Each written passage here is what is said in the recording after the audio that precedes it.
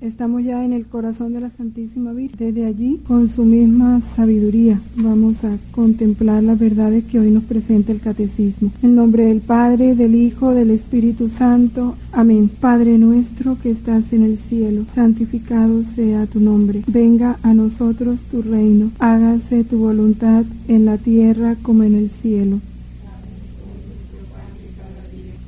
Dios te salve María, llena eres de gracia. El Señor es contigo, bendita tú eres entre todas las mujeres, y bendito es el fruto de tu vientre, Jesús. Santa María, Madre de Dios, ruega por nosotros los pecadores, ahora y en la hora de nuestra muerte.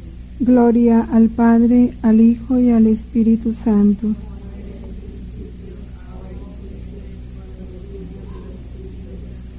En el nombre del Padre, del Hijo, del Espíritu Santo. Amén. Iniciamos hoy el artículo 9 del credo. Creo en la Santa Iglesia Católica, a partir del numeral 748.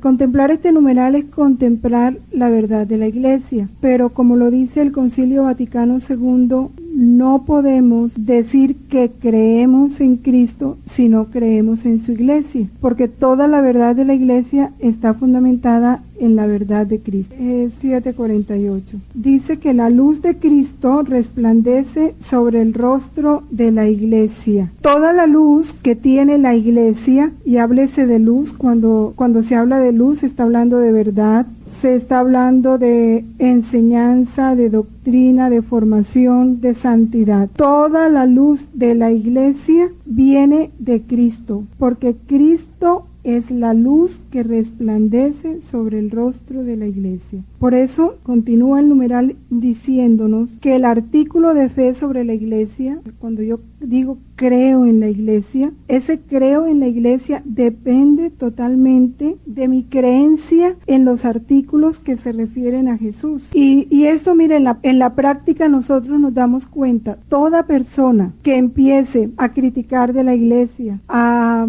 negar a la Iglesia como tal, a manifestar reproche, desprecio hacia la Iglesia, podemos decir con seguridad que no cree en Cristo. Así viva prácticas de piedad. ¿Por qué? Porque toda la verdad de la Iglesia está fundamentada en la verdad de Cristo, porque la Iglesia es Cristo. La Iglesia no es otra cosa que la prolongación de Cristo en el tiempo y en la historia. Esa es la Iglesia. Toda la Iglesia está fundamentada en Cristo. Él es la piedra angular. Miremoslo. Si no cree en el Papa es el vicario de Cristo, no cree en las palabras de Cristo, tú eres Pedro y sobre esta piedra edificaré mi iglesia.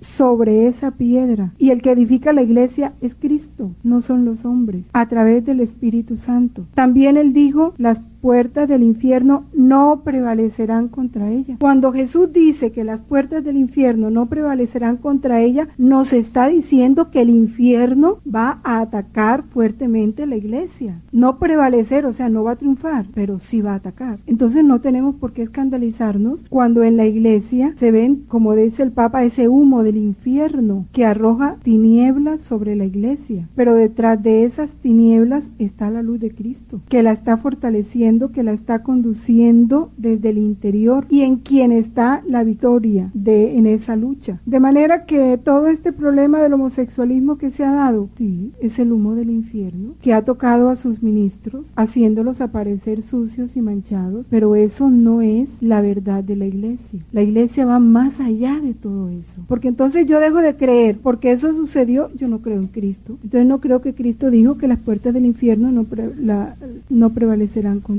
ella, que dice que el mundo os atacará, pero no temáis, yo he vencido al mundo. Todo eso son verdades de Cristo. ¿Y las dijo para qué? Para su iglesia, para que los que caminamos en la iglesia no nos debilitemos, no nos, sintamos intimidados ni desanimados por todos los ataques y aparentes fracasos de la Iglesia. ¿Por qué el Papa ha seguido adelante pese a las críticas a que tan descaradamente sus mismos colaboradores le han pedido la renuncia? Se han valido. Eso no le ha hecho ni cosquillas, porque él está anclado en Cristo. Su autoridad es Cristo y va adelante con igual amor, con igual bondad, con igual constancia, con igual entereza. Es que cuando se está anclado en Cristo, nada nos hace tambalear, nada nos puede hacer tambalear, porque Él es la piedra sobre la cual está fundamentada su iglesia y nosotros somos iglesia. Por eso digo, cuando se dan todas estas críticas, cuando se dan todas esas deserciones de la iglesia, no hay fe en Cristo, no la había, nunca la ha habido. Habría prácticas de piedad,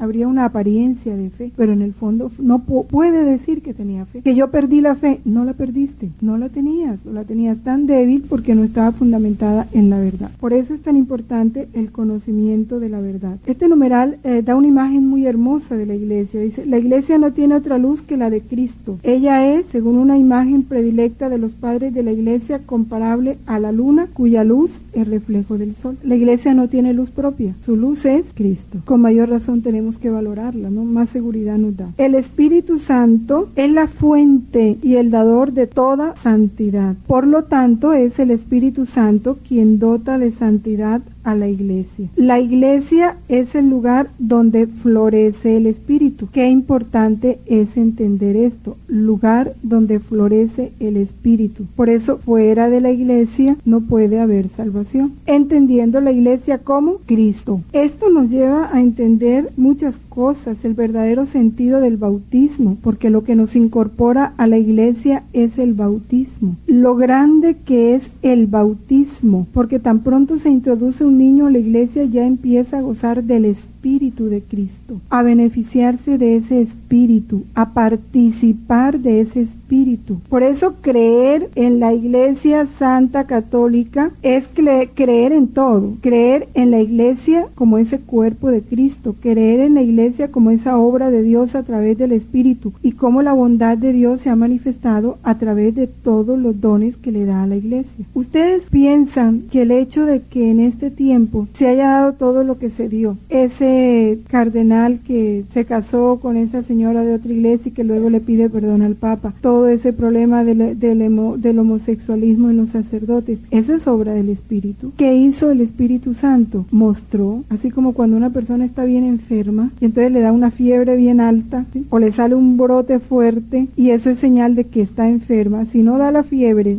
si no sale el brote, si no se inflama esa parte, la persona no se da cuenta que está mal, ¿verdad? Entonces, ya tiene que ir al médico. Eso fue lo que hizo Dios. Puso una fiebre bien alta, puso en alto y al descubierto todo el mal que estaba socavando la vida espiritual de su iglesia. Hizo la forma que se manifestara ese mal, que saliera a la luz pública para que pudiera ser remediado. Es obra del Espíritu que está defendiendo a su iglesia. Todo es voluntad de Dios para bien. Creamos. Imagínense que eso no se hubiera sabido nunca. Destruye a la iglesia. No, Dios. A su tiempo. ¿Por qué no antes? Dios sabe el momento. Dios sabe cuándo y por qué y cómo. Por eso digo, ante todas esas cosas, nuestro corazón no tiene por qué escandalizarse. Es empezar a ver con los ojos de Dios la bondad de Dios en cada uno de esos hechos, su propósito de amor, porque al tiempo que Él está mostrando el mal, está dando el remedio, está dando la sabiduría al Papa, a los obispos, y nos está mostrando a nosotros cuánta necesidad tiene la iglesia de nuestros sacrificios, de nuestras oraciones, de nuestro apoyo. Esa es la forma como tenemos que mirar todos estos acontecimientos de la iglesia. En el volumen 5, el capítulo 25A del 25 de octubre de 1903 nos trae una parte muy hermosa de la iglesia que yo estoy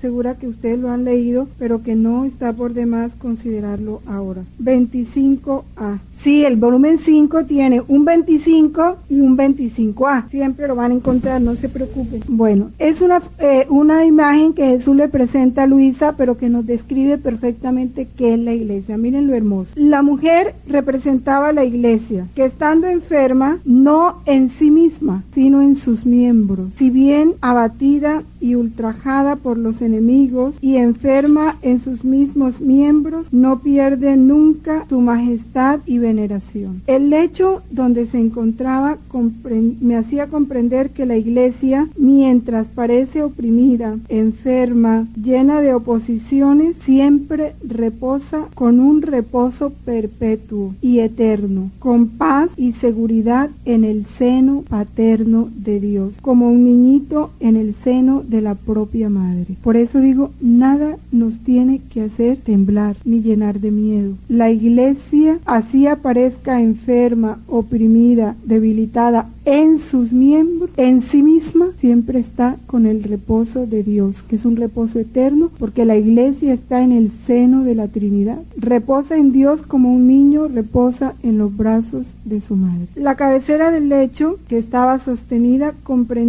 me hacía comprender la protección divina que asiste siempre a la Iglesia. Protección divina, claro, está en los brazos de Dios. Y que todo eso que ella contiene ha venido todo del cielo. Sacramentos, doctrina y todo lo demás, todo es celestial, santo y puro. De modo que entre el cielo y la Iglesia hay una continua comunicación nunca interrumpida. Que esto también va relacionado con la comunión de los santos. La Iglesia aquí en la tierra es la Iglesia peregrina, pero también está formada por la Iglesia purgante y por la Iglesia triunfante. Es una sola. Por eso hay una continua comunicación, que a nosotros nos parece cuando se habla de Iglesia que es solo esto. No, es todo. Los pocos religiosos que la cuidaban y asistían a la mujer me hacían comprender que pocos son aquellos que están dispuestos a perder su vida por defender la Iglesia, teniendo como propios los males que ella recibe. Debe ser tanto el amor nuestro por la Iglesia, entendiendo por Iglesia todo, que debo sentir como propias las ofensas que le hacen a la Iglesia, debo sentir como propios las críticas que le hacen a la Iglesia. Y cuando eso se siente como propio, se tiene el valor de defenderlo, de hacerlo respetar. Es muy común oír criticar porque, es que la Iglesia es rica, es injusto, no tienen ni idea de lo que es la Iglesia. Cuando eso dice, yo le digo, bonito, porque no le dice al presidente que coja todo el oro que hay en el Museo de Oro de Bogotá y lo reparta, y se acaba la pobreza de Colombia. No, que es que eso es patrimonio. Bueno, igual, todo es patrimonio cultural. Bueno, entonces, pero es muy fácil señalar al otro, pero cuando te tocan lo tuyo, entonces ahí sí entiendes. Entonces hay que hacerle entender a esa gente que habla bobadas, porque son puras bobadas. Faltaría mirarle su casa a ver si tiene alguna cosita de valor y decirle, ¿por qué no lo das tú a los pobres? Empieza por ti, porque eso sí es tuyo, y tú tienes toda la libertad de poderlo dar, pero nada de lo que la Iglesia en su patrimonio histórico tiene no es de nadie, ni de los papas, ni de los obispos, ni de nadie. Son riquezas que pertenecen a todo un mundo que es universal, y de las que todo el mundo se beneficia, pero a la que todo el mundo critica. Es sentir como propio eso. Ahí no debemos callar, hay que defender a la Iglesia. Así como cuando hablan de algo muy querido tuyo, tú de alguna manera haces brillar la verdad. El lugar donde moraba estaba compuesto de piedra, representaba la solidez y firmeza, y también la dureza de la Iglesia a no ceder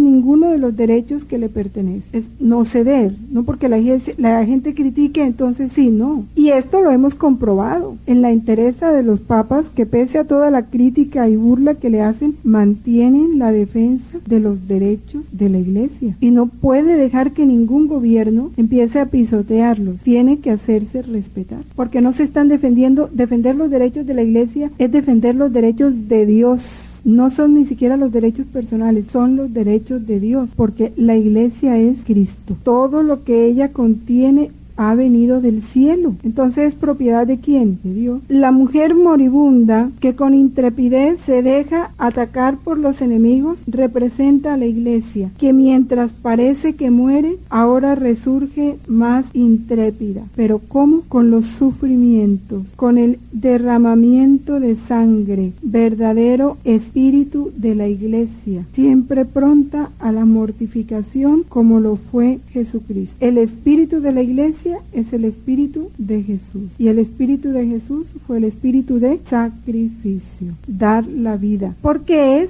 fíjense que San Pablo compara, dice que el hombre, cuando habla del matrimonio, el hombre debe amar a su mujer como ama a Cristo a su iglesia. ¿Y qué hizo Cristo por la iglesia? Murió para santificarse. Cristo dio la vida por la iglesia. De igual manera, cuando le hablamos a los esposos, le decimos, de igual manera la esposa, ¿sí?, debe amar a su esposo con el mismo amor con que Cristo ama a su iglesia. ¿Qué es lo que nos está diciendo aquí? De igual manera la iglesia debe amar a Jesús con el mismo amor con que Cristo la amó a ella, con el mismo espíritu de sacrificio, de derramar su sangre. Y cuando hablamos aquí de la iglesia, hablamos de nosotros. La meditación de esta verdad nos va llenando de valor, porque es muy fácil nosotros, aquí sentaditos, decir sí, ¿verdad? Yo estoy dispuesto a dar mi vida por la iglesia. Pero miren la figura que le presenta Jesús, los pocos religiosos que cuidaban de la iglesia y la asistían, le hacían comprender a Luisa los pocos que son capaces de dar la vida. El mero hecho de cuando el mundo te empieza a atacar porque tú sigues lo contrario al mundo, ese valor de perder cualquier amistad, así sean la de tus hijos, la de tus yernos o nueras o cualquier los más querido, tienes el valor de perderlo, de perder su amor, de perder su compañía, de perder su aprecio, de someterte a cualquier burla, a cualquier desprecio por fidelidad a la iglesia. El mero servicio, como ahorita nos está insistiendo el Padre, el mero diezmo, la mera ayuda económica a las obras de Dios, es empezar a tomar cuidado de ella, desvelarme por la iglesia. Continuamos.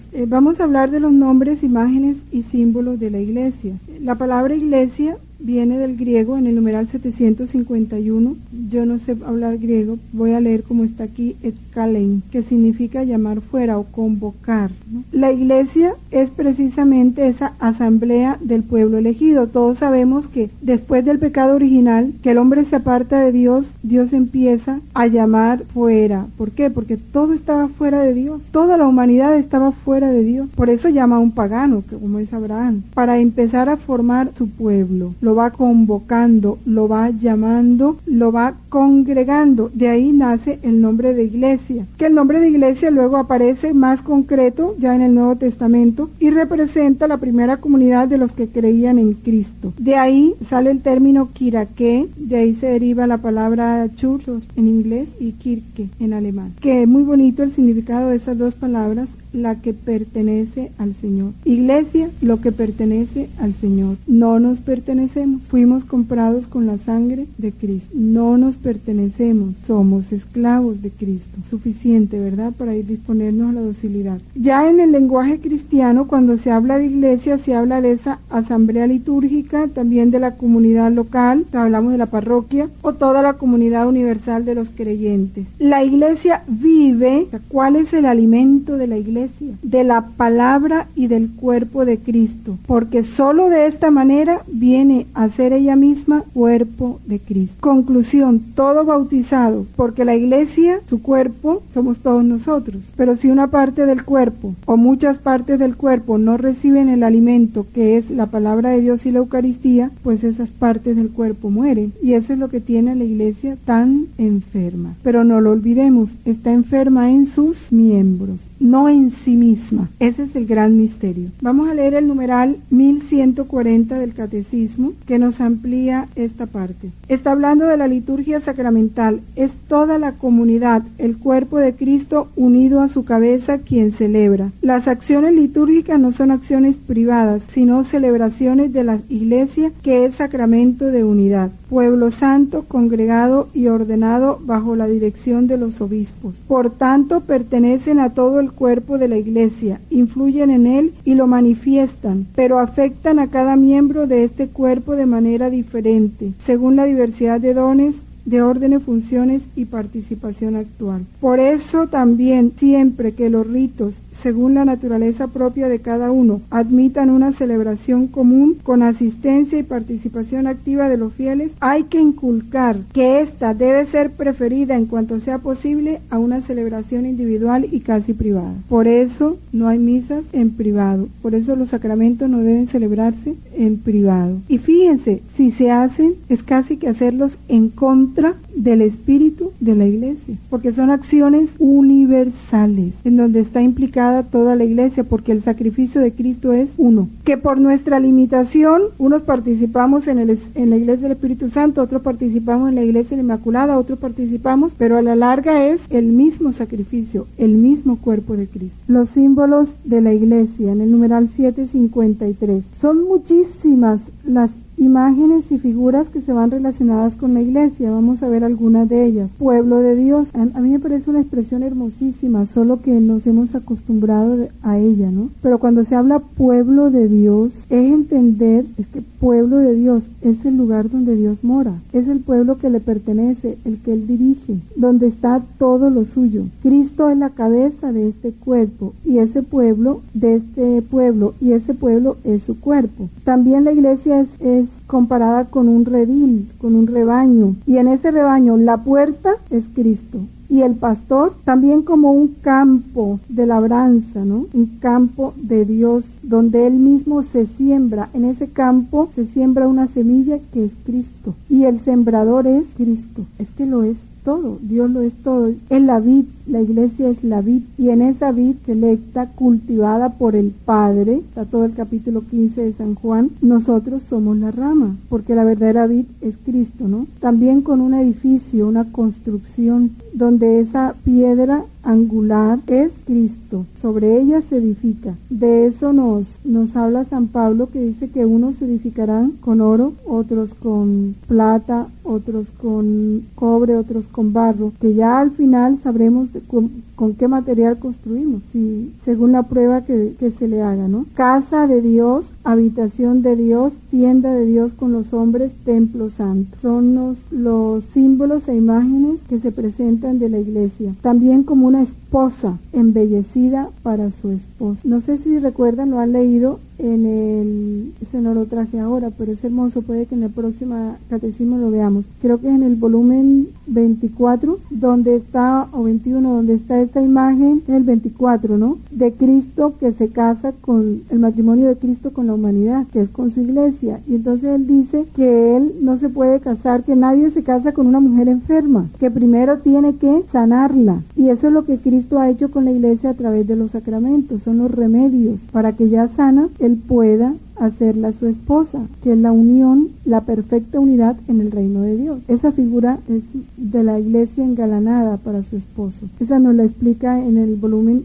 de esa manera muy hermosa. Cristo la amó y se entregó a ella para santificarla. Seremos santificados completen en la verdad. Se unió a ella en alianza indisoluble, la alimenta y la cuida sin cesar. Nunca comprenderemos el gran amor de Cristo por su iglesia, y lo más grande que yo digo que debemos sacar así a veces momentos y irnos por el mundo para poder entender el privilegio de haber sido cristianos, de haber nacido en el seno de la iglesia. En estos países católicos nunca lo podremos valorar si no vemos el mundo donde el cristianismo es una minoría, y que Dios nos haya colocado en el seno de la iglesia, qué privilegio y qué responsabilidad, porque hemos recibido más que muchos que vienen a conocer a Cristo ya en los últimos años de su vida, que no tienen todos los dones y beneficios con que nosotros gozamos, que podemos contar con muchos sacerdotes. Si hoy no quieres va donde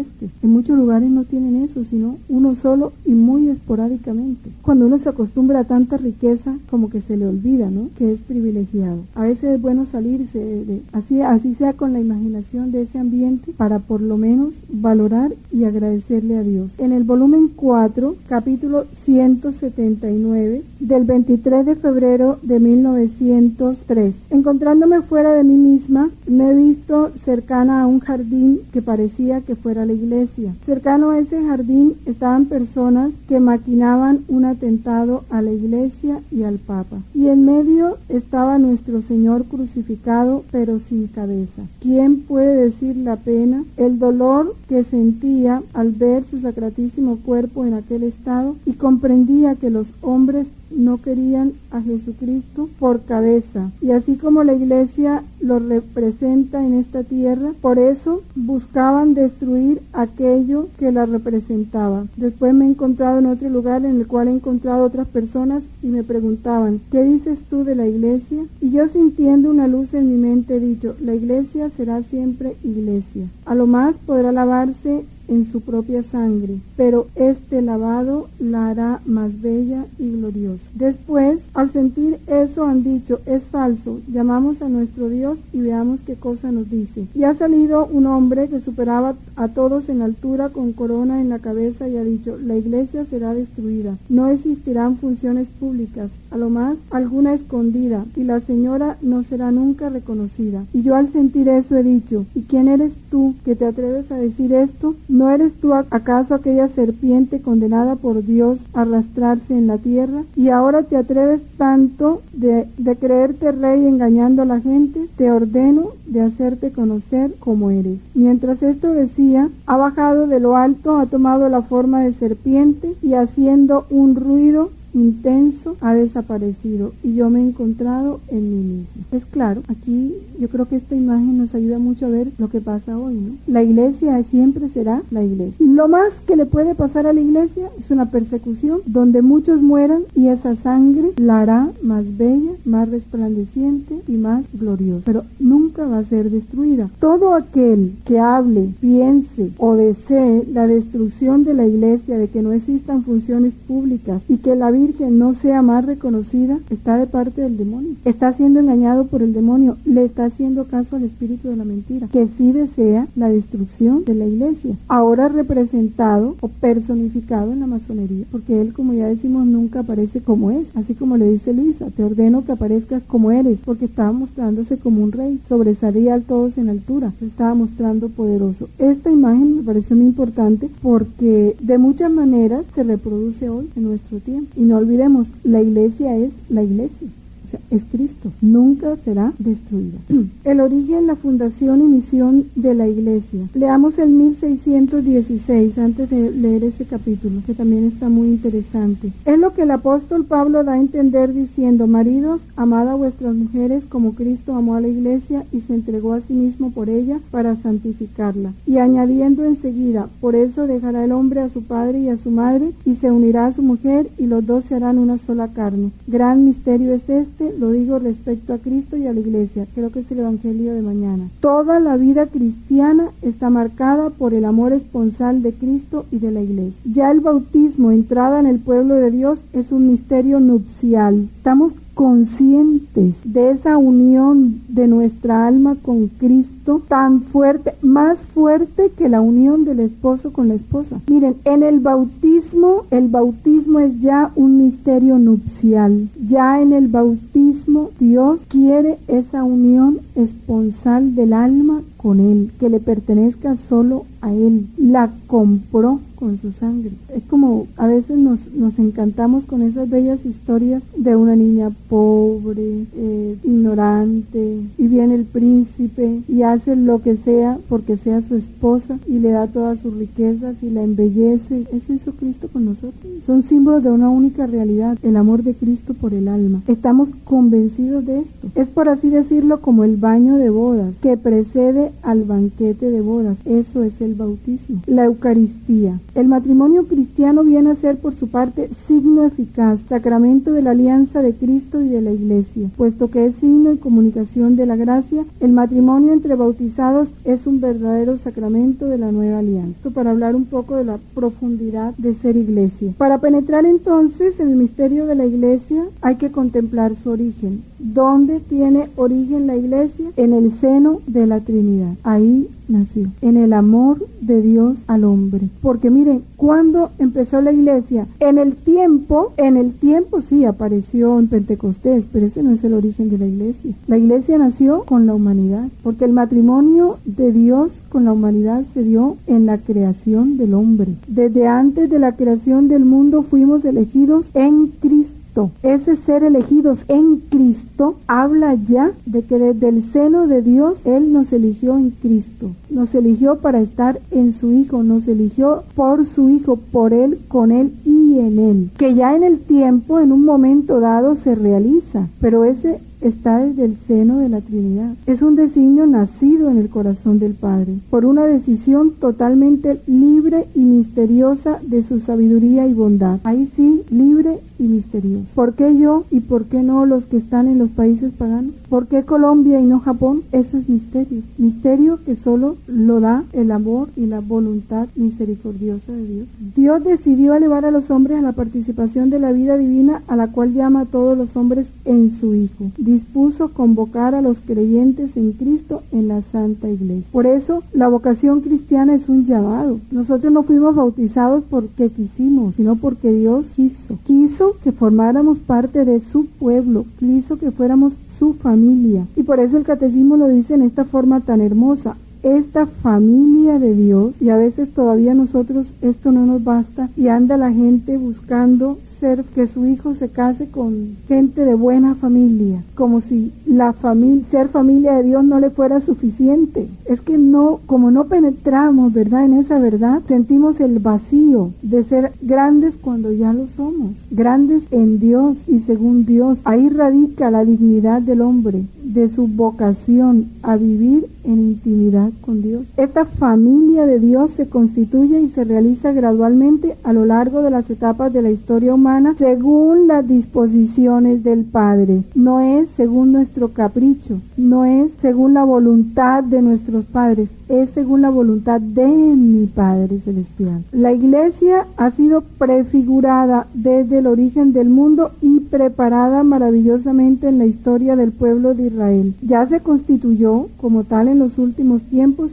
se manifestó por la efusión del Espíritu y llegará gloriosamente a su plenitud al final de los siglos. Qué importante, la plenitud de la Iglesia al final de los siglos. La plenitud de la Iglesia es el reino de Dios, porque si este es su pueblo, ¿quién debe reinar? Dios. ¿Cuáles leyes deben existir? La única ley, que es la voluntad de Dios. Para que la Iglesia llegue a su plenitud, tiene que ser realmente el pueblo de Dios, donde mande Dios, donde todos estemos sometidos a Él, a su voluntad amorosa. El numeral 760 amplía esa prefiguración de la Iglesia desde el origen del mundo, que también es otra verdad como para quedarse ahí. Miren cómo inicia este numeral: el mundo fue creado en orden a la Iglesia. Eso lo decían los cristianos de los primeros tiempos. Dios creó el mundo en orden a la comunión en su vida divina, comunión que se realiza mediante la convocación de los hombres en Cristo, y esta convocación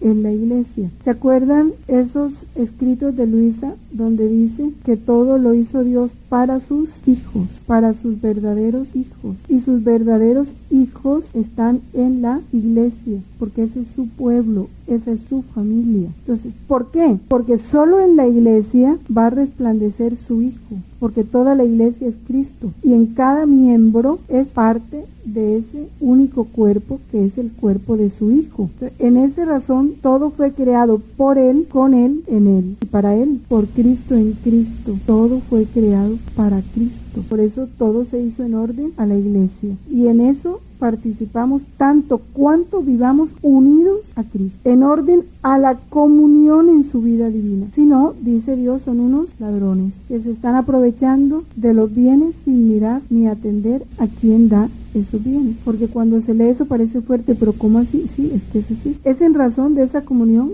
que nosotros tenemos derechos como hijos, de lo contrario no. Por eso Él nos hace hijos, por eso nos incorpora en Cristo, por eso nos da el bautismo. Como dice, el bautismo es ese baño que nos da el derecho de entrar a la boda. Mientras tanto, no. Ese es el afán de Dios, de que entendamos lo que es este reino de la voluntad de Dios y de que la Iglesia llegue a su plenitud. La Iglesia es la finalidad de todas las cosas, la finalidad de todas las cosas. La finalidad de los sacramentos es la plenitud de la Iglesia. La finalidad de la doctrina es la plenitud de la Iglesia. La finalidad de Dios haber establecido un Papa es para que haya quien conduzca a esa Iglesia hacia esa plenitud. Todos los carismas y dones y santos que Dios suscita en la Iglesia tienen un único fin: el embellecimiento y la glorificación de esa Iglesia que es su Hijo. E incluso las vicisitudes dolorosas como la caída de los ángeles y el pecado del hombre no fueron permitidas por Dios más que como ocasión y medio de desplegar toda la fuerza de su brazo, toda la medida del amor que quería dar al mundo. ¿Pudo impedirlo? Claro que pudo impedirlo, pero no lo impidió, porque todo lo permite siempre para un gran bien y para darnos todo. ¿Cómo hubiéramos entendido la misericordia de Dios si no hubiéramos sido pecadores?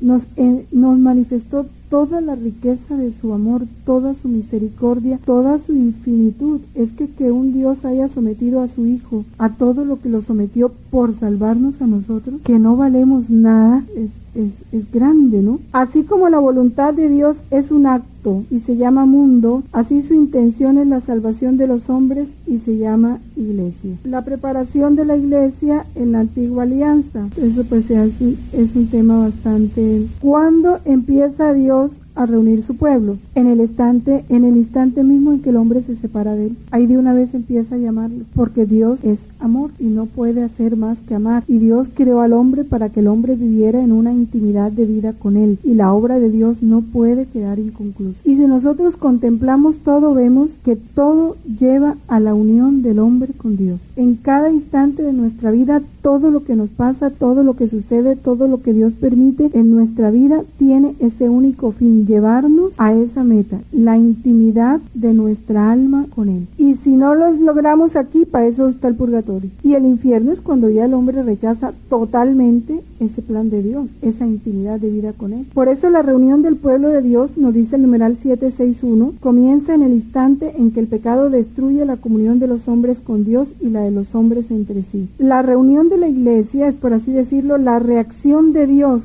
al caos provocado por el pecado. Esta reunificación se realiza secretamente en el seno de todos los pueblos. En cualquier nación, el que le teme a Dios y practica la justicia le es grato. ¿Ves? Esto contesta la pregunta del millón. Entonces, los que no son bautizados, entonces los que no han conocido a Cristo, entonces se salvan. Miren, aquí lo dice. Esta reunificación se realiza secretamente en el seno de todos los pueblos. Dios hace esa convocación, está trabajando para esa unidad. En cualquier nación, el que le teme a Dios y practica la justicia le es grato. Lo llega a conocer de cualquier forma. Dios no puede dejar sin pan al hijo que se lo está pidiendo, sin el pan de la verdad. No puede dejarlo. Esa preparación lejana de la reunión del pueblo de Dios comienza con la vocación de Abraham, la elección de Israel como pueblo de Dios. Por eso Israel es el signo de esa iglesia futura. Pero ya Israel también es el signo de esa iglesia adúltera, infiel, a la que Dios tiene que enviar profetas para que empiecen a acusarla de esa alianza que ha roto y de haberse comportado como una prostituta. Y esa historia no se acaba. La historia de Oseas no se acaba. Dios es el eterno Oseas, que lucha y lucha y lucha por reenamorar a esa prostituta y por taparle todos los caminos para que no vaya a buscar a sus amantes. Es la infinita misericordia de Dios. Miremos la vida de cada uno, suficiente. ¿Cuánta lucha no ha tenido Dios con cada uno de nosotros para que salgamos de la prostitución? Nos prostituimos con las cosas materiales, nos prostituimos con afectos humanos, nos prostituimos con el amor a nosotros mismos, nos prostituimos prefiriendo las comodidades y el placer a Dios, y Dios quiere que seamos esas esposas en nuestra alma, porque el alma no tiene sexo, amante, fiel, amorosa, que realmente Dios sea mi vida, a tal punto que me hace falta Dios, me hace falta la vida, es como si me arrancaran la vida. Allá tiene que llegar esa unión con Él. La iglesia fue instituida por Cristo. Ya sabemos que está desde el seno del Padre. La iglesia está en el seno de la Trinidad. Ya hablamos de cómo la iglesia brotó en el corazón del Padre. Ahora, Jesús la instituye en el tiempo. Corresponde al Hijo realizar el plan de salvación de su Padre en la plenitud de los tiempos, y ese es el motivo de su misión. Jesús comenzó su iglesia con el anuncio de la buena noticia, es decir, la llegada del reino de Dios prometido desde hace siglos en las Escrituras. Para cumplir la voluntad del Padre, Cristo inauguró el reino de los cielos en la tierra. Qué importante es esta frase. Cristo inaugura el reino de los cielos en la tierra, que todavía les es difícil creer que Dios, la voluntad de Dios es que vivamos el cielo en la tierra. Lo dice el catecismo. La iglesia es el reino de Cristo presente ya en misterio. está en germen, camina hacia su plenitud. Este reino se manifiesta a los hombres en las palabras, en las obras y en la presencia de Cristo. Acoger la palabra de Jesús es acoger el reino. Esta frase, acoger la palabra de Jesús, es acoger el reino. En el numeral 764 se nos dice que este reino, fíjense, se manifiesta a los hombres en las palabras, en las obras y en la presencia de Cristo. Si el reino se manifiesta, en ti está acogerlo o dejarlo. Si eres consciente que formas parte del pueblo de Dios, lo más normal es que se acoja al dueño de ese pueblo, que es Dios. Él, si me manifiesta en palabras, yo debo acoger su palabra. Él se me manifiesta en obras, yo debo acoger sus obras. Él se me manifiesta con su presencia, yo debo acoger su presencia. Acoger la palabra de Jesús es acoger el reino. Y mi invitación aquí es ser fieles aún a lo que nos parezcan las palabras más insignificantes. Ya aprendimos de sobra que la palabra de Dios no solo resuena en la Eucaristía, en la Sagrada Escritura. Dios es palabra eterna, y la palabra eterna de Dios es Jesús, que se eterniza en la historia. Suficiente para nosotros entender que esa palabra resuena de muchas maneras. Resuena a través de sus ministros, resuena a través del Papa, resuena a través de la enseñanza de la Iglesia, resuena a través de las homilías. Convénzanse que si estamos con fe en la Eucaristía, no hay homilía de la que nosotros no saquemos alguna luz si nuestra alma está dispuesta. Dios se las ingenia para darte el alimento que necesitas, pero creamos en esa palabra y acojamos esa palabra y seamos fiel. Un principal empeño de nosotros debe ser la fidelidad al Evangelio, pero una fidelidad absoluta, que si el Evangelio dice esto, es esto, y no empezar nosotros a acomodar esa palabra para poder yo justificar el no responder a la exigencia que el Evangelio me hace. Por eso es tan importante la meditación de cada palabra del Evangelio. Nosotros debemos ser avaros de la palabra. Es un deseo de que no se pierda ninguna palabra. Así como Dios dice que ni una coma quedará sin cumplimiento, nosotros debiéramos decir lo mismo en nuestro corazón, que no se quede ninguna palabra del Evangelio que yo no conozca y que yo no viva. Es como un cuidado amoroso de estar recogiendo esa palabra de Dios y dándole vida en mí, porque es una gran manifestación de su reino. Él me la hace a mí, yo le debo responder. El germen y el comienzo del reino son el pequeño rebaño de los que Jesús ha venido a convocar en torno suyo y de los que él mismo es el pastor. Constituyen la verdadera familia de Jesús. Mi padre, mi madre son aquellos que hacen la voluntad de mi Padre, o sea, que acogen mi palabra, que valoran mis obras, que hacen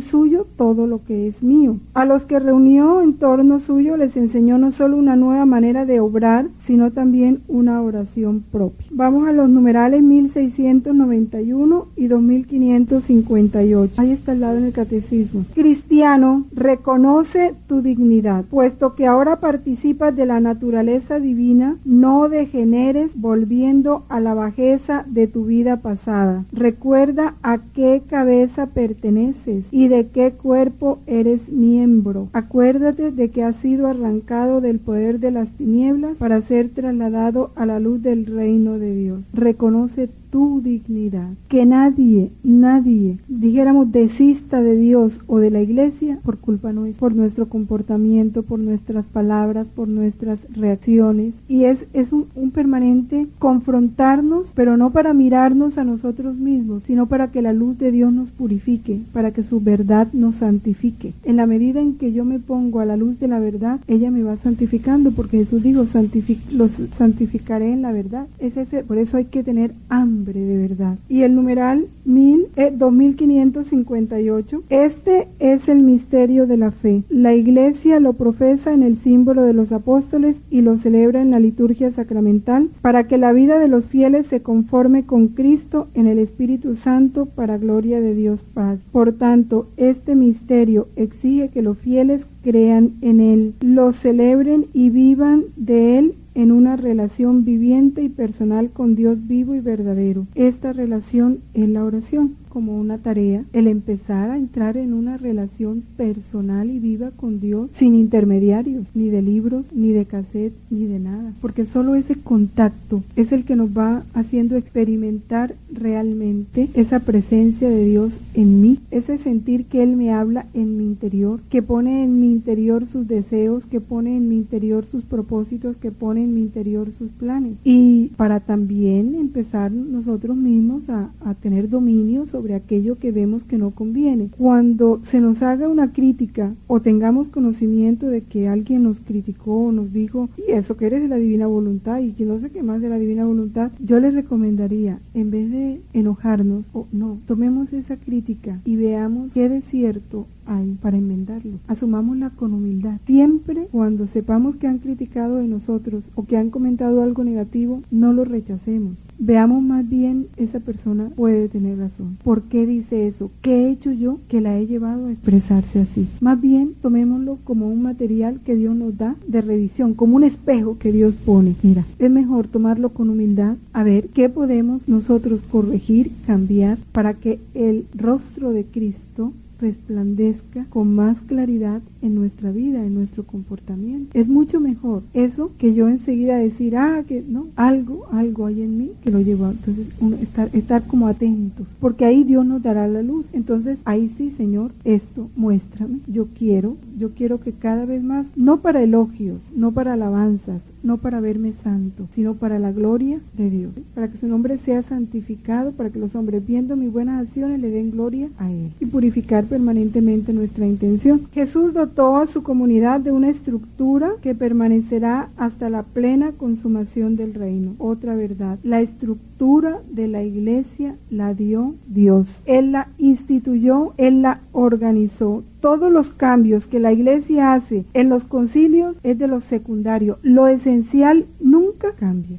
Que ¿por qué las mujeres no son sacerdotes? ¿No creen ustedes que Dios hubiera podido entre los 12 apóstoles meter mujeres? Si tenía unas muy buenas, empezando por María. No lo hizo. ¿Por qué? Bueno, Él es el dueño de la iglesia, Él sabe por qué no lo hizo. Y la iglesia se ajusta a eso. Ya, no hay más que discutir. Cualquier otra cosa es no entender los modos de Dios. La estructura de la iglesia la estableció Dios. Ante todo está la elección de los 12 con Pedro como su cabeza, puesto que representan a las 12 tribus de Israel. Ellos son los cimientos de la Nueva Jerusalén. Los 12 y los otros discípulos participan en la misión de Cristo, en su poder y también en su suerte. Otro problema, a veces se quiere participar de su poder, pero no de su suerte. Ningún cristiano debe extrañarse cuando se pone al servicio de Dios de que lo critican, de que lo atacan, de que lo juzgan mal. Si esa fue la suerte de Cristo, ¿podrá a nosotros pasarnos diferente? Con todos estos actos, Cristo prepara y edifica su iglesia. Pero la iglesia ha nacido principalmente del don total de Cristo por nuestra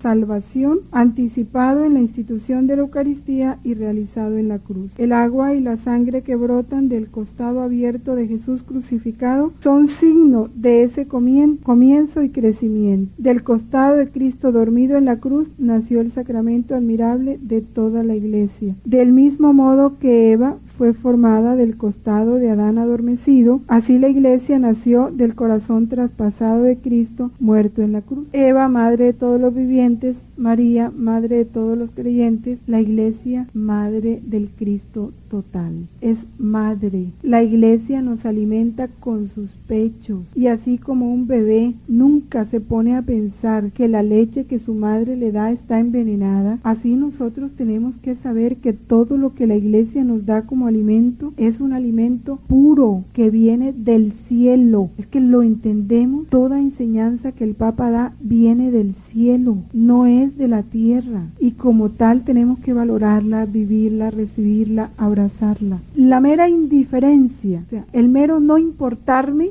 que el Papa sacó una nueva carta, una nueva encíclica, suficiente para yo querer conocerla, leerla, averiguar, preguntar, ingeniarme. Es que es alimento de Dios para mí. No tengo yo que esperar que la expliquen en la iglesia, no, yo buscarme, ingeniarme, leerla, estudiarla, meditarla, conocerla, porque todo lo que llega a la iglesia viene del cielo, ya lo leímos en el catecismo. Entonces no despreciar, yo digo, la mera mera indiferencia es ya una falta. El no ni preocuparme, el no. A veces sale una noticia grande y todo el mundo quiere comprar el periódico para leerla y hasta lo presta la vecina. No, hacemos así con las cosas, eso con cosas terrenales. ¿Qué me va o qué me viene a mí una noticia? Que ganó fulano de tal en la carrera o que qué trascendencia tiene en mi vida eso, nada, y sin embargo me importa. Pero lo que viene del cielo como alimento de mi madre para mí, a veces no nos importa. Somos tan indiferentes y ya esa indiferencia es un desprecio a la iglesia, es un no creer en mi mamá. La iglesia manifestada por el Espíritu Santo. Cuando Jesús termina su obra aquí en la tierra, enseguida promete al Espíritu Santo, que es el Espíritu Consolador, que es el Espíritu que nos guiará hasta la verdad completa, que es el Espíritu que nos enseñará los secretos escondidos, el santificador, el abogado, el consolador. El Espíritu Santo desde los comienzos de la iglesia está asistiéndola, siempre ha estado, pero ya de una manera más pública, más manifiesta desde Pentecostés. Y es el Espíritu Santo el que la construye y la dirige con diversos dones jerárquicos y carismáticos. La iglesia, enriquecida con los dones de su fundador y guardando fielmente sus mandamientos del amor, la humildad y la renuncia, recibe la misión de anunciar y establecer en todos los pueblos el reino de Cristo y de Dios. Ella constituye el germen y el comienzo de este reino en la tierra. Entonces, si los dones los da el Espíritu Santo, entonces ¿por qué? Porque la iglesia es la mamá. Y si un don se manifiesta en un miembro, la cabeza es la que dirige, ¿verdad? ¿Qué miembro debe actuar y qué miembro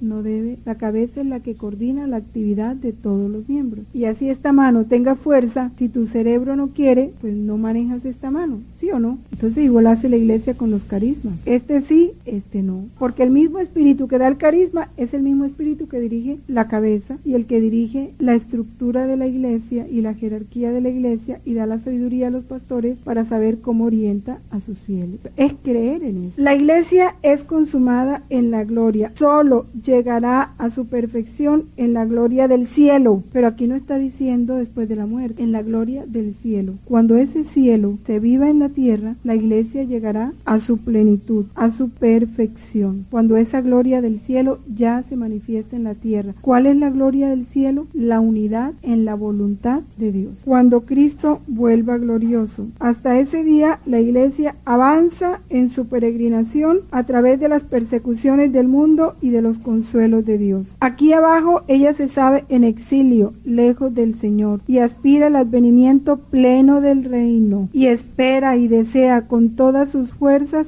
reunirse con su Rey en la gloria. La consumación de la iglesia en la gloria y a través de ella la del mundo no sucederá sin grandes pruebas. ¿Ve? La cruz siempre precede a la gloria. No podemos, ni en nosotros a nivel personal, ni en la iglesia a nivel general. Nosotros no podemos pensar que la plenitud del reino se va a llegar a nuestra vida si no hay una muerte total, si no hay una crucifixión total de todo lo mío, criterios, proyectos, afectos, gustos, pensamientos, todo en mí tiene que morir y ser sepultado en Cristo para que Cristo resucite en mí plenamente. Entonces estará el reino de Dios pleno en mí. Mientras eso no se dé, nosotros no podemos hablar. Igual sucederá en la iglesia. No sucederá sin grandes pruebas. La consumación de la iglesia en la gloria no sucederá sin grandes pruebas. Por eso tenemos que penetrar en esa pasión de Cristo, penetrar en la cruz y amarla como la amó Cristo. Piense que cuando le presentan la cruz, Él le dice, oh cruz que ha sido, cicátera, pero dice tan deseada, ¿no? Te he buscado toda la vida, porque ahí estaba su gloria. Igual está la nuestra en la cruz. Vamos a leer el numeral 2008-18.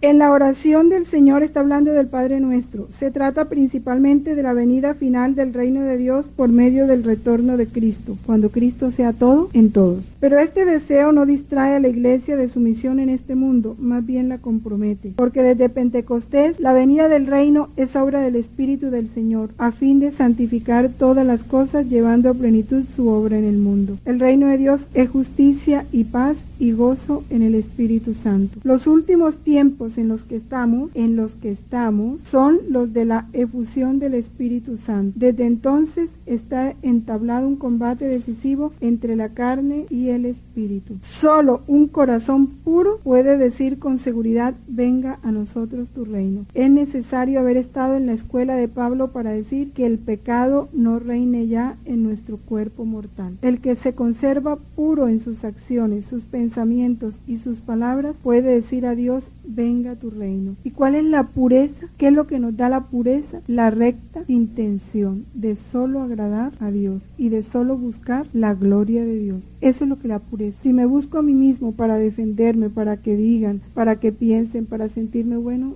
no hay pureza. Entonces no tendré la fuerza para decir: venga tu reino. Y el 1045, el numeral 1045, hablando de la consumación de la iglesia, dice: para el hombre esta consumación será la realización final de la unidad del género humano, querida por Dios desde la creación, y de la que la iglesia peregrina era como el sacramento. Los que estén unidos a Cristo formarán la comunidad de los rescatados, la ciudad santa de Dios, la esposa del Cordero. Miren cómo habla de esa unidad. Ya no será herida por el pecado, las manchas, el amor propio que destruyen o hieren la comunidad terrena de los hombres. La visión beatífica en la que Dios se manifestará de modo inagotable a los elegidos será la fuente inmensa de felicidad y de paz y de comunión mutua. Visión beatífica, ya desde aquí. El hombre vivo, ¿cuál es el hombre vivo? El que ve a Dios. Allá tenemos que llegar en todo. Ese es el hombre vivo. Tenemos que llegar a ser hombres vivos porque tenemos la vida de Dios. En el volumen 4, el capítulo 82, Jesús le habla de la iglesia y de la sociedad presente. Dice: mi iglesia parece que está moribunda, especialmente en lo que corresponde a las condiciones sociales que con ansias esperan el grito de muerte. Pero coraje, hijo mío,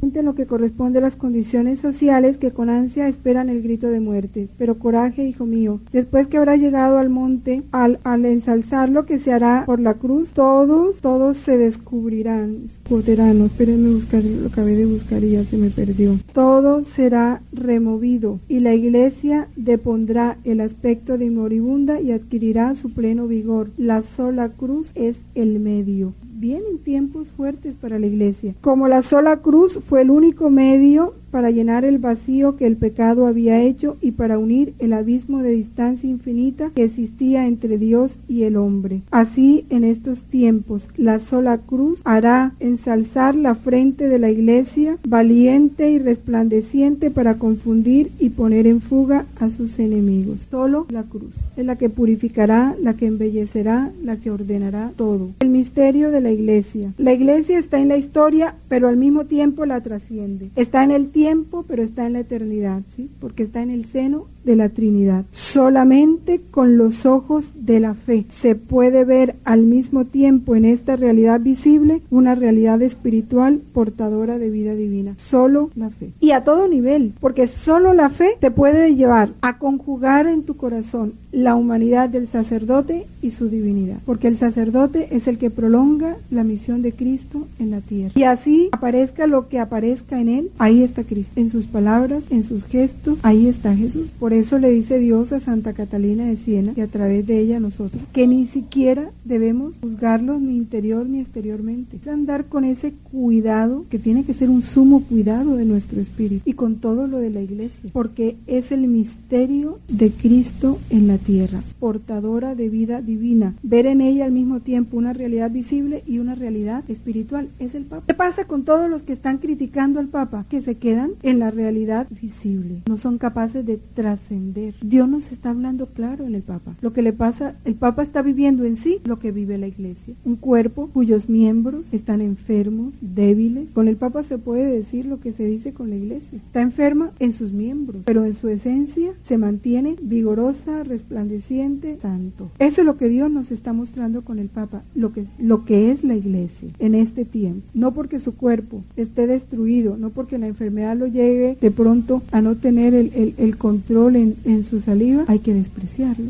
Es ir más allá de lo visible, es aprender a trascender, es entender lo que es un misterio. Solo la fe, no más que la fe. Por eso la iglesia es a la vez visible y espiritual, nos lo dice el numeral 771. Cristo, el único mediador, estableció en este mundo su iglesia santa, comunidad de fe, esperanza y amor como un organismo visible. La mantiene aún sin cesar para comunicar por medio de ella a todos la verdad y la gracia. Para eso la mantiene, canal de verdad y de gracia. Eso es la iglesia. Y de ella no sale más. No hay otro alimento que la iglesia nos dé sino la verdad y la gracia. La iglesia es a la vez, primero, una sociedad dotada de órganos jerárquicos y el cuerpo místico de Cristo, el grupo visible y la comunidad espiritual. Cuando hablamos de esa comunidad espiritual, grupo visible, como grupo visible nosotros nos vemos separados. Luz Marina está allá, Juan de Palotes está en la China y nada que ver visiblemente Luz Marina con Juan de Palotes, pero siendo una comunidad espiritual, siendo un cuerpo místico, lo que hace Luz Marina le trasciende a él y lo que hace a él nos trasciende a nosotros. Como la misma sangre que corre por este dedo, corre por el pie y corre por los pulmones, porque se mantiene en una permanente circulación. Eso es el mismo espíritu, lo dice San Pablo, un mismo espíritu, una misma fe, un solo bautismo. No estamos incomunicados, no estamos separados, no estamos aislados. Hay una conexión perfecta entre todos los miembros de ese cuerpo. La iglesia de la tierra y la iglesia llena de bienes en el cielo. En nuestra vida espiritual debe establecerse una relación tan grande con el cielo y con el purgatorio. Son nuestra familia, son nuestros hermanos. Estamos unidos a ellos. No es que los que se murieron ya, no, siguen conectados con nosotros. Estas dimensiones juntas constituyen una realidad compleja en la que están unidos el elemento divino y el humano. Es propio de la iglesia ser a la vez humana y divina, visible y dotada de elementos invisibles, entregada a la acción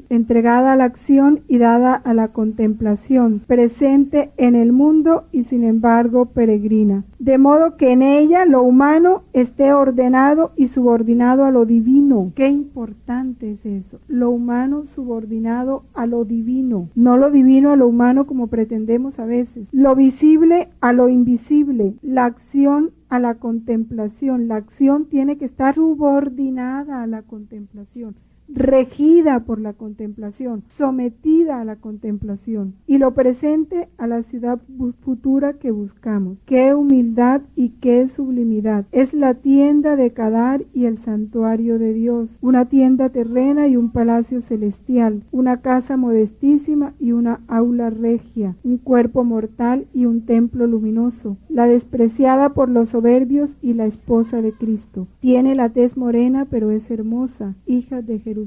El trabajo y el dolor del prolongado exilio la han deslucido, pero también la embellece su forma celestial. Es de San Bernardo, qué hermoso, ¿no? Cuando se pierde esta visión, no sé si todos leyeron un editorial pequeñito, pero del tiempo, cuando como se está preparando un documento donde se prohíben los aplausos y las danzas en la iglesia, entonces ya salió la crítica, porque eso es contradecir el sentir del pueblo y el sentimiento del pueblo, tratar de subordinar lo divino a lo humano, someter la acción, la contemplación a la acción. Si Dios ha inspirado al Padre, al Papa eso, es porque así lo quiere Dios y es porque le desagrada a Dios, pero es que es normal. ¿Cómo que en una misa los aplausos son para el que cumple años? No, la Eucaristía es gloria suma a Dios y solo a Dios. Nada humano tiene que aparecer en la Eucaristía, nada humano. Todo tiene que llevar a los presentes a Dios, a darle gloria a Dios, a reconocer el poder y la sabiduría de Dios, la bondad de Dios. El hombre tiene que desaparecer en la Eucaristía, porque tenemos que fundirnos en Cristo para ofrecernos con Cristo al Padre. Ese es el sentido de la Eucaristía. Todo realce a lo social, al cumpleaños, a la boda de oro, es pagano. Es ponerle sombra a la gloria de Dios para centrarla, la atención en el hombre. Pero el egoísmo no nos permite entender eso. Y entonces se ataca la verdad por pura ignorancia, ¿no? Por pura falta de fe. La iglesia es el misterio de la unión de los hombres con Dios. Misterio de unión de los hombres con Dios. Esa es la meta. Y esa reunión solo se realiza en la iglesia. Ahí es en la iglesia donde Cristo realiza y revela su propio misterio. ¿Cuál es la finalidad de ese designio de Dios? Recapitular todo en Él. Cuando Cristo sea todo en todos. Cuando todo sea transformado en Cristo. San Pablo llama gran misterio al desposorio de Cristo y de la iglesia, porque la iglesia se une a Cristo como a su esposo, por eso se convierte en misterio. Contemplando en ella el misterio, San Pablo escribe: es Cristo en vosotros la esperanza de la gloria. Esta comunión de los hombres con Dios en la iglesia no pasará por la caridad. Se da en la caridad que no pasará jamás. Es la finalidad que ordena todo lo que en ella es medio sacramental ligado a este mundo que pasa. Esa es la finalidad de la iglesia, la comunión de los hombres con Dios por el amor, que es la caridad. Y toda la estructura de la iglesia está ordenada a esa santidad de los miembros de Cristo. Y no olvidemos que la santidad es la unión de la voluntad del hombre con la voluntad de Dios. Es la alegría de la voluntad, de hacer la voluntad de Dios. O sea, cuando ya la voluntad de Dios se vuelve para el hombre un gozo, una necesidad. La santidad se aprecia en función del gran misterio en el que la esposa responde con el don del amor al don del esposo, lo que veníamos diciendo. María nos precede a todos en la santidad, que es el misterio de la iglesia, como la esposa sin tacha ni arruga. Por eso la dimensión mariana de la iglesia precede a su dimensión petrina, o sea, a la de Pedro, ¿no? Porque María es la única que ha llevado a la plenitud esa unión con Dios. Pero la iglesia nos ayuda a esa realización. Y la iglesia también es sacramento universal de salvación. En el numeral 774 y 775. La palabra mysterium, que es una palabra griega, en latín se dice mysterium y sacramentum, traducen lo mismo. Expresan el signo visible de una realidad oculta, en este caso la realidad de la salvación. Cristo es él mismo el misterio de la salvación. No hay otro misterio de Dios fuera de Cristo. Todos los misterios están encerrados en Cristo, porque en él Dios nos dio toda la plenitud de bienes. Todo misterio es sencillamente una donación que Dios nos hace de su verdad, pero como es tan grande que nosotros no la podemos penetrar, él nos la hace comprender en parte a través de un signo visible, como es la iglesia. Nos habla de ese misterio de salvación. Lo veíamos cuando el Padre, queriéndonos salvar, como nos alejamos tanto de él, nos empezó a llamar y a congregar en su Hijo, porque ese Hijo nos esconde en sus llagas, nos lava con su sangre y él nos embellece, y solo en él el Padre nos ama. Solo en Cristo el Padre nos ve. Solo en Cristo podemos entrar al cielo, porque no hay otro misterio fuera de Cristo. Esta obra salvífica de su humanidad santa y santificante es el sacramento de la salvación. Por eso la iglesia es sacramento de salvación, porque la iglesia es Cristo. Esa salvación se manifiesta en los sacramentos. Cada sacramento es Cristo. En cada sacramento Cristo se nos da de una manera diferente. En el bautismo se nos da como purificación, como esa primera unión. En la Eucaristía se nos da como alimento. En la penitencia se nos da como perdón. En la unción de los enfermos igual se nos da como perdón y como alimento, como preparativo para esa entrada a la eternidad. En el matrimonio se nos da como unidad e indisolubilidad, como esa fuerza que cohesiona esas dos vidas, las hace una sola para que caminen juntos hacia esta unión, hacia esta santidad. Los 7 sacramentos son los signos y los instrumentos mediante los cuales el Espíritu Santo distribuye la gracia de Cristo, que es la cabeza, en la iglesia, que es su cuerpo. La iglesia contiene, por tanto, y comunica la gracia invisible que ella significa. Por eso la iglesia es ella misma un sacramento de salvación. La iglesia es en Cristo como un sacramento o signo e instrumento,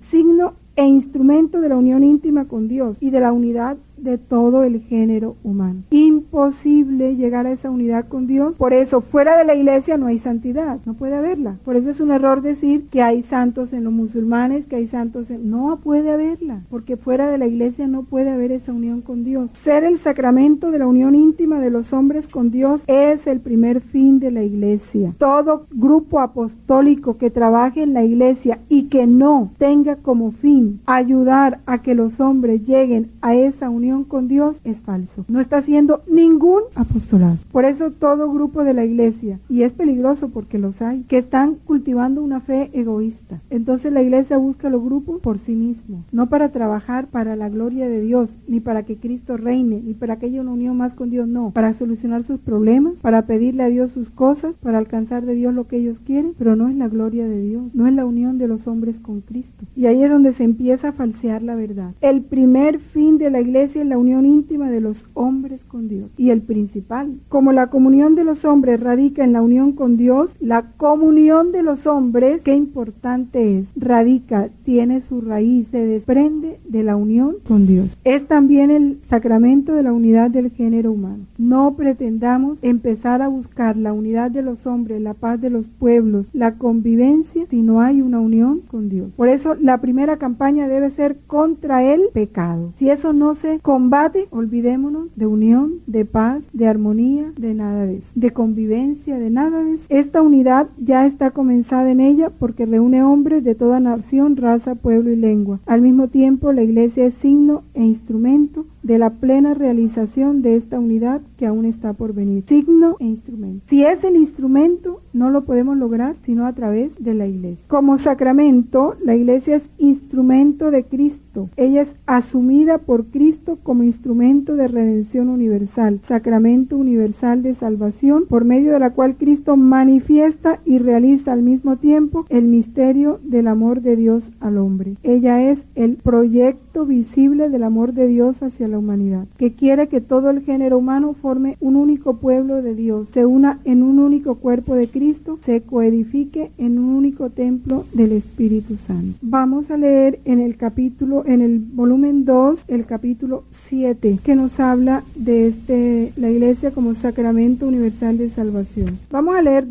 el volumen 2, capítulo 18 y capítulo 7. Vamos a leer primero el capítulo 7 del volumen 2. Jesús le muestra la causa de los males del mundo. La causa de que el mundo esté reducido a este triste estado es por haber perdido la subordinación a sus jefes. Y así como la primera cabeza es Dios, contra el cual se han rebelado, como consecuencia ha venido la pérdida de toda sujeción y dependencia a la Iglesia, a las leyes y a todos los otros que se dicen jefes. Ah, hija mía, ¿qué será de tantos miembros infectados por este mal ejemplo? Incluso de aquellos mismos que se dicen jefes, esto es, superiores, progenitores o padres, y de tantos otros.